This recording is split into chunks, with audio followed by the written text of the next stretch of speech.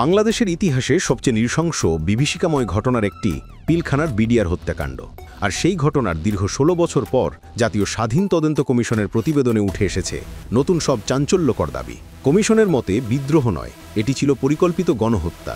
বাহিনীর ভেতরের ক্ষোভ, রাজনৈতিক প্রভাব এবং প্রতিবেশী দেশের ইন্ধন সব মিলিয়ে ঘটানো হয় ২০০৯ সালের সেই কালো অধ্যায়। প্রতিবেদনে বলা হয়, অভিযান পরিচালনার সুযোগ থাকা সত্ত্বেও ভারতের সম্ভাব্য হামলার হুমকির কারণে তা বন্ধ থাকে।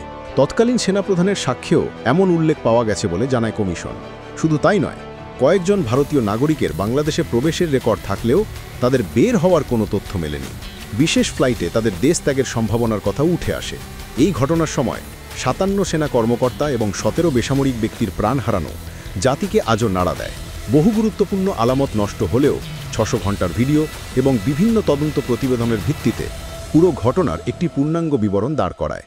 প্রধান উপদেষ্টার মতে এই রিপোর্ট দীর্ঘদিনের অন্ধকারে থাকার সত্যের দরজা খুলে দিয়েছে এবং ইতিহাসের জন্য একটি মূল্যবান দলিল হয়ে থাকবে।